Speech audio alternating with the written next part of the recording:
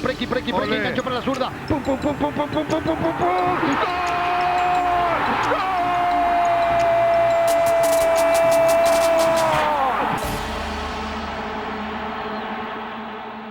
This week, we're joined by a man who's in a unique group of people. They only need one name. We have Ronaldo, we have Prince, and this week we're joined by Preki. Preki, thank you very much for taking the time. Hope you're dealing with this difficult situation right now as best you can. Yeah, we are. We're dealing as best we can. I'm sure, like everybody else on the planet, it's a tough times, and we just got to wait it out. But we're gonna take a look at your journey today, and I'd like to go all the way back to the beginning. You grew up in what at the time was a real hotbed for young talented players coming up in what was then Yugoslavia. Can you talk a little bit about your childhood and what got you into playing football and start you off in the journey that you're now on? Yeah, I was born in the former Yugoslavia. At the time had six republics, and we all know later on country dissolved. I would say went in 6 different countries. But my road was actually a difficult road, as you said just a couple seconds ago. In my time, I was many talented players, and one of the ways out is sports. If you're not in sports, you're in politics, and the third option is not the best one. It's you're a gangster or a criminal or whatever. So fortunately, I was raised by a couple of great people. My mom, and she passed away 2008, and my dad, who's still alive, and they raised me up to face of the life through sports, I guess. And obviously that was my choice. At a young age, I was talented basketball player as well. I mean, it's hard to tell that about my size, and but that was the truth. In many ways, a lot of people thought I was a more talented basketball player than a footballer.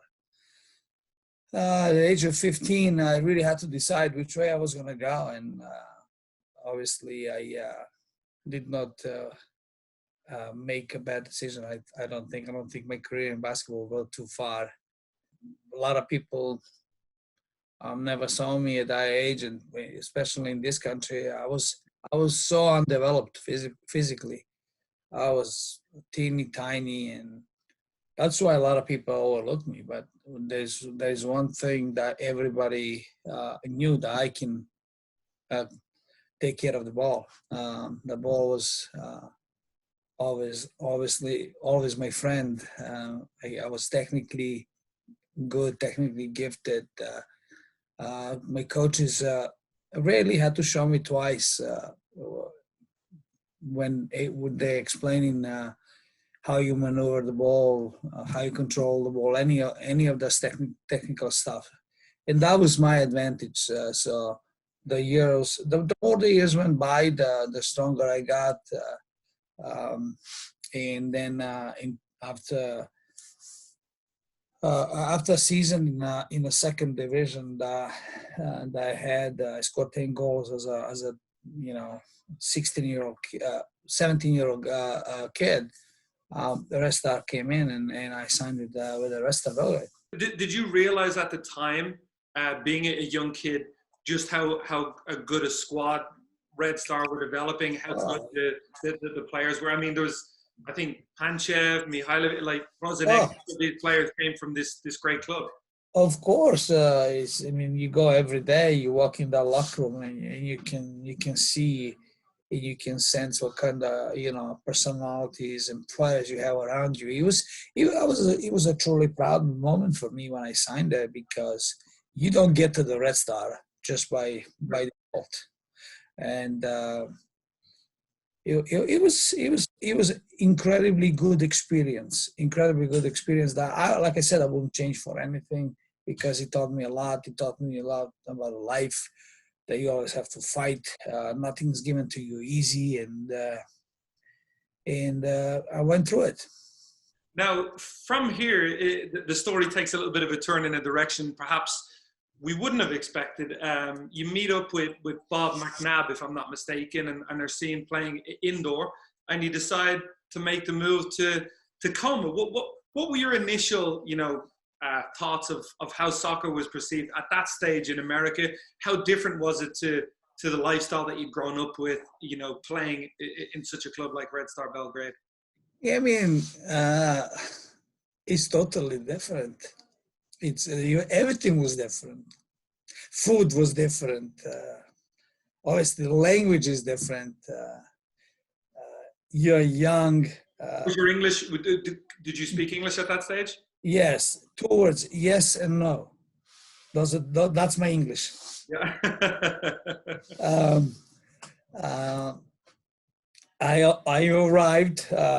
It was one of those things. It was the funniest thing ever. I arrived in the SeaTac airport, and Bob McNabb is waiting for me. And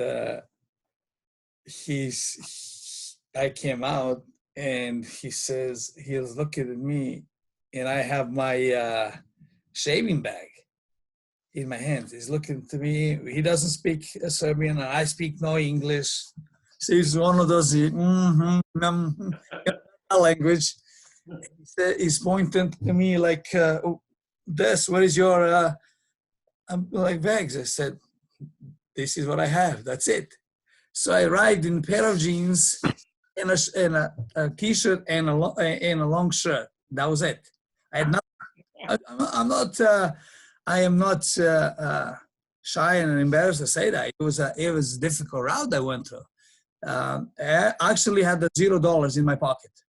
Everything I had, I left for my parents. Obviously didn't have a lot because at that time I wasn't getting paid a lot of money from the Red Star. It was barely any.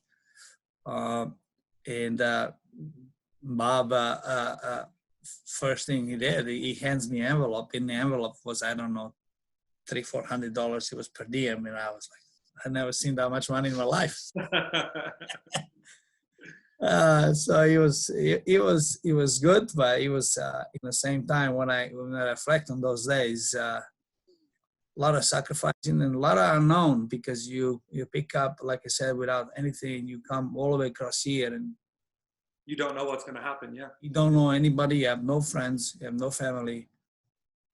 Very little language. Everybody thinks, it's easy. You go there. You know how people are. Yeah. They have a different perception all the way until they are in the same situation. Then they can only understand what goes through your mind. Or you have to be really mentally tough. And I remember first months of me being here, my phone bill was about $700, $800, $900 every month. Almost half a paycheck I was spending on the phone because I needed to talk to somebody. I didn't have anybody to talk.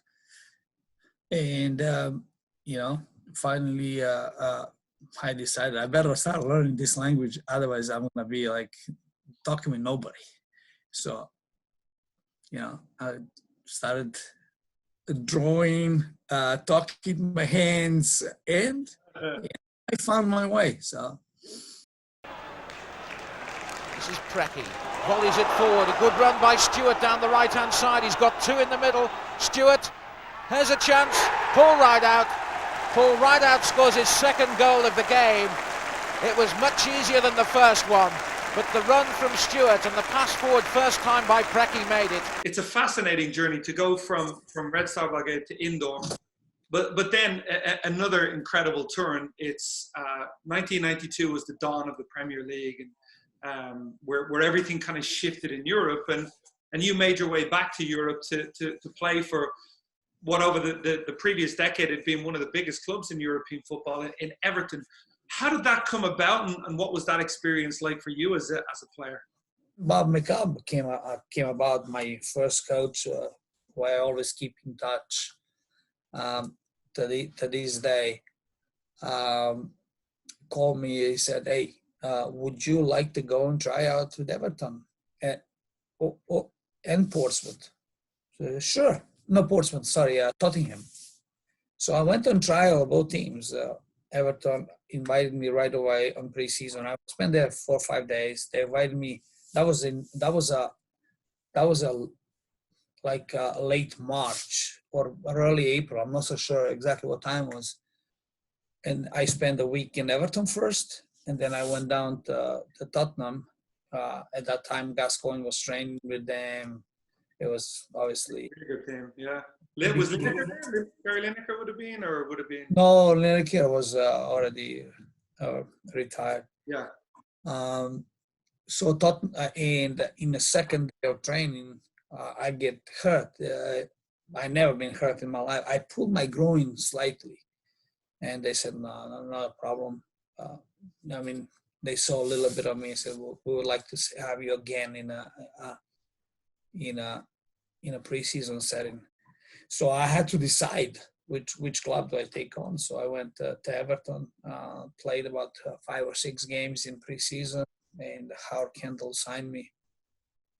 And that was the extent of it. And went to the Premier League a couple of years, 1 year in Portsmouth. And it was exciting times, but I wish those times were happening for me when I was younger. Right around that time, Everton, Portsmouth, MLS comes about, but maybe an even bigger decision for you is the opportunity to represent the U.S. men's national team. 2 big moments I just want to bring up from your U.S. career. One is any international player's dream is to play against Brazil. If you really want the cherry on top of that dream, it's to score the winner against Brazil. You managed to do that. What was that experience like for you on that day to play against Brazil and get the victory and play such a prominent part? It was a great feeling. The thing is, I'm going to go even a little further. Just in the semifinal, I scored a goal against Costa Rica that put us through. For me, it's always been difficult to accept, to come off the bench role, because I knew I had the qualities to play from the start. But that's the place I was talking earlier about, the mentality, the ability to yes, you are disappointed and maybe in that time you don't think greatly about the coach or whatever, but in the same time you have the ability to be ready when your name is called. That means you're sitting there, you're analyzing, and if you get your chance, it's always easier to talk. It's always easier to complain. I never complained. I was greatly disappointed always when I don't see my name in the starting lineup. But at the same time, I always said inside of me, okay, if you give me a chance, I'll show it to you. And that was my approach. I had to always, like I said, I always had to fight to get someplace. Nothing was ever given to me. And I'd rather be that way, always. So playing against Brazil and being on the same field with some of the top players in the world, it was a great moment. That I will never forget. Obviously, it took a great team performance in terms of mentality and competing, but also it took us a special night from Casey Keller, who was on a night magnificent. He was something that I've never seen before. I always knew that Casey was a top goalkeeper, but in that moment on that night, he was incredible to save us, pull it up. I can recall on any other day we probably lose that game 6-7-0, without a doubt. That's the truth. If you watch that game, Casey must have pulled out 7, 8, 9 brilliant saves. Romario could have had a double hat trick on a night. And then I come and I'm ready. And moment presents to myself, and everything else I don't need to talk about it. It's written. So it was a fantastic moment, great experience. Like I said, it's gonna be always there. Now, one other moment with the U.S. men's national team, the draw for the World Cup pitch you against Serbia Montenegro in the World Cup. You play in that game too. Was there mixed emotions for you in that match, stepping on the field against some players I'm sure that you knew quite well as well? It's incredible what the fate is, honestly. Draw for the World Cup. I'm sitting in Belgrade with 3 of my best friends watching draw in a cafe. And like somebody's somebody's telling you when the group that our team was in, you can see that the Serbia is coming. In my mind, I can see it. I said, before even drew the US, I can see we're going in that group. It's incredible. It was like a fate. I can't describe you that feeling. I mean, at that moment, I already know, and I already had a mixed emotions, because I know in my country the football is life and death. People don't know about that. It's if you only need to go and turn a Serbian league on and big games, and you see what they're all about. It's crazy, the pressure. And I remember walking in the stadium. Before the game, I am already I don't know. I'm never nervous before the game. Never. I mean, I have that. I don't know why, but I am always calm. And that day I was so rattled, nervous, and then I'm walking on a pitch for the warm up, and we are warming up on the side with Serbian fans. Our whole side with Serbian fans, and I'm walking there, and then all of a sudden I'm hearing my name. People are calling me. I'm getting there, and friends here, friends there, people that I know, a kiss, hug, blah blah blah, talk, a little small talk. I go back on the field.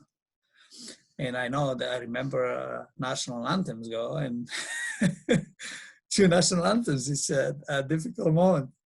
So it's like, I can't even, yeah. Okay. It was difficult, in the same time fun.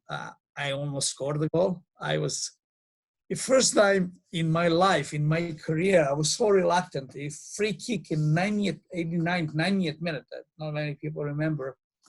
And it's free kick is for me. It's inside right, left footer. We practice all the time. Foul. I am reluctant to go to the ball, to take a shot.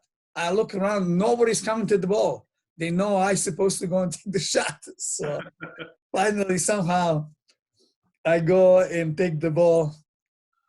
I take a shot. I close my eyes, take a shot, and the ball misses by inch. It hits over the bar net. What a moment that would have been. I honestly, to this day, don't know how would I react. I'm sure I would be happy to score, but at the same time, but later on I found out the goal would have meant nothing because Serbia was already through. Oh, okay. I was thinking, if at that moment it was unknown, Serbia needed to win, and say if I knock him out, I can't go home. I can't go home. No, I can't go home for 5 years. I'm serious. I'm not joking about this. Yeah. But this thing happened. I have to deal with consequences if I did. Of course, I tried to score a goal. Well, it's an incredible story. But in and around that time as well, when you become a national or a U.S. citizen, MLS comes up. You come back to MLS, and I mean, it was at the tail end of your career, what should have been, but you had some incredible years, 2-time MVP. I speak with some players, leading up to this interview, and all of them say the same thing. They're like, you knew what he was going to do. You just couldn't stop him doing it. What were some of your memories about playing in MLS in those early years? What made you such a special player in those formative years of MLS? don't know what made me special. I played, or if I was special, I played the game always the same way. A lot of my game was played here. I was always one step or maybe two quicker in here. I always had a picture what's happening next. Before even ball came to me, I already had like 2 or 3 solutions. What am I gonna do? Am I gonna take it? Am I gonna take you up the dribble? Am I gonna pass it first time? Is the switch open? And so I approached the game the same way. Obviously, in those days, the way the teams were built in Kansas City, we didn't have that many players that they can break people down. Maybe Mark Chunk could in some moments. So I always knew I had to put a little bit more on myself. I had to create something, otherwise I will just play square. So there had to be somebody who can penetrate the defense, somebody who can make advantages, somebody who can create, somebody who can come and score goals from the second line. And maybe that was it. I don't know. Maybe other people can tell you better. It's really difficult. You are part of the staff now with Brian. Very experienced staff. You don't always see that in MLS. You know, Brian has you. He has Jimmy, who has great experience. Jonathan, who has experience in Mexico as well. Well, what are the dynamics like on that bench for you, and what do you feel you bring to that coaching staff? It's dynamics are good. We all see the game in a similar way. Are we gonna always agree on things? For sure not. Everybody sees it in one way or the other way. We try to bring the things that we are concerned to Brian, especially I do. Everybody does. I speak loud and clear. And on the end of the day, Brian makes a decision. And when he makes a decision, that's it. We go with that decision. But I believe I bring knowledge and experience and good eye for the game and for the players. So, but it's regardless what I believe. That's probably a question for Brian. What do I bring, or what these kind of things? Because I can talk about me, what I bring all day. It doesn't really matter. Well, it's only matter what he thinks. I'll end on this one, the final question for me, and it's been wonderful to hear your journey and what an incredible journey it is. In the future, the goal still for you to be a head coach somewhere in MLS in America and moving forward, despite obviously the fact that we love you in Seattle and you're doing a great job, but your goal ultimately to be a head coach again? Of course. I mean, anybody who doesn't have a motivation, I don't know if you're very comfortable in your chair, then I don't know. That for me is something's wrong. Yes, I'm here and I do whatever I can for us to win and all these things, but in the same time, I would hope that down the line I would get another chance, another opportunity, because I know I have a lot to bring and a lot to give. I would agree 100%, Preki, and I'm looking forward to that day too. But listen, I've taken a lot of your day. Thank you so much for your time. I look forward to seeing you in person at the game soon. Until then, you take care and take care of the family too as well. You too. Be safe. Thank you. Bye-bye.